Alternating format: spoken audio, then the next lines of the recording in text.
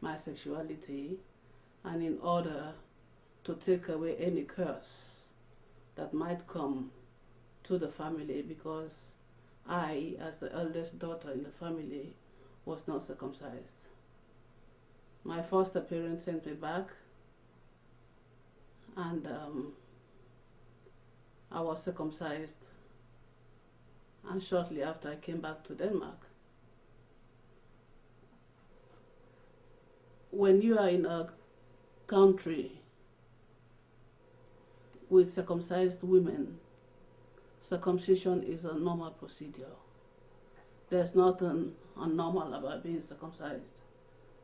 But I came to the Western society after my circumcision, and I heard the media talking about circumcised women, the amputees, they will call them, the barbarians, they will call them. There were many nicknames for circumcised women.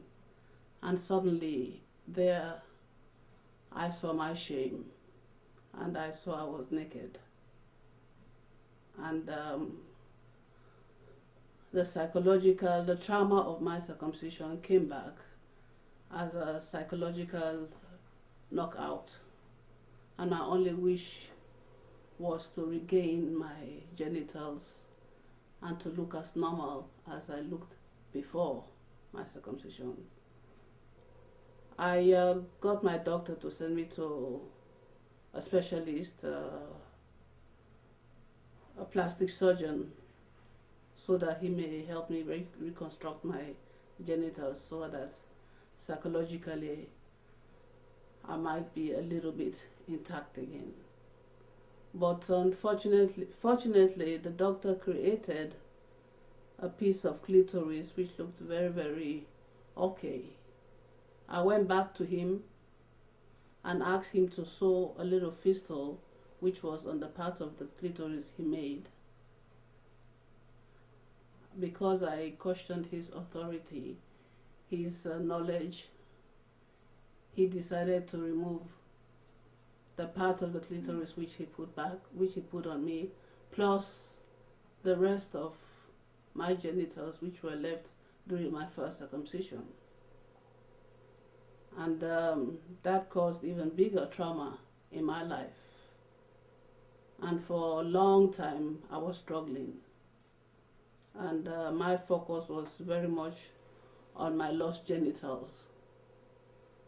But after going through a period of self-destruction, I got the vision that I had to think back to the roots, to the many children, to the thousands of children who are every day being circumcised, mutilated, their bones broken, their genitals spoiled forever. Because in reality what they do is they take a healthy organ without medical indication and they amputate it. We in Denmark, there were women from all over Africa who were circumcised. And of course, when we talk about the female private part, this is not a topic where you go around shouting and talking loud about. So there was a lot of secrecy too between we who were circumcised. And nobody really wanted to talk about it, except the media, who were mentioning it once in a while. And this was a big embarrassment to we the circumcised women. But I said to myself, instead of focusing on those, on me, on my genitals, we have to think of the children, the many children who are suffering, those to come, the generation of tomorrow. And I wanted to fight female genital mutilation. But how can you fight a culture which is so old when you don't know the roots of it? For many years there's been a lot of guesswork. Circumcision is Islamic, circumcision is this. But I felt I had to go back to my roots to learn more about female genital mutilation. One thing is you have those who come to the Western world, but they bring their background to the Western world because of their identity. And we have to go back to where the identity is, where the roots are, to root them up. That's why I decided that I want to fight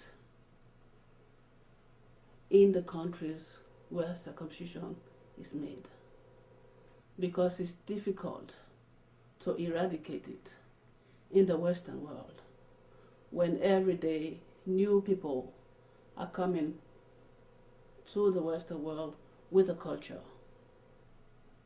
But if we can go back to the roots and try to educate them, try to tell them about the consequences of what they're doing, try to tell them that a woman is also a woman with her genitals, and that there's nothing wrong with having them, to educate our people. So I said to myself, I have to go back to the roots. And the first thing I have to do is to go and record. And that's why I decided to use part of my history, circumcision history, to open the doors to the circumcision world in Sierra Leone. Because the secret society, the female secret society, has been feared for so many years. So people have been afraid to talk to them. So I use my life story to go down and talk to the circumcisers, talk to the imams, to know if it is really true that the Quran says we have to circumcise. Went to the churches, talked to the people in the streets, spoke to my family who supported my own circumcision. And it resulted in a film called The Secret Pain, which is today being used as a tool of education all over the world on FGM. And that was the first part of my project, to make the secret pain. But one thing is making awareness that of circumcision. Then comes the next part of this whole plan, which is to do things which will change the society. And that's why I started the organization Project Mountaintop for Women Progress, which main aim is, like Maryann, to eradicate FGM. But for me, as I said, our organization is focusing on the roots of where the problem started. And we would like to make educational programs, we would like to give the circumcisers something else to do, so that circumcision doesn't become a priority to them. Because with the development and with time, circumcision has become a business to most circumcisers. That's where they earn their living. So if we could give them something else to do, instead of the circumcision part, and still keep the female connection, the female society, where they can teach girls to become women, teach the culture, the tradition. So that's my motivation for starting Project Mountaintop for Women Progress.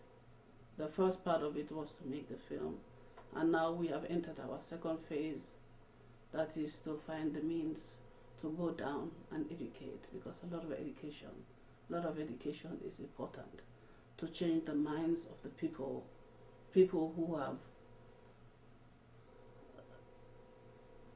destroyed women for hundreds of years.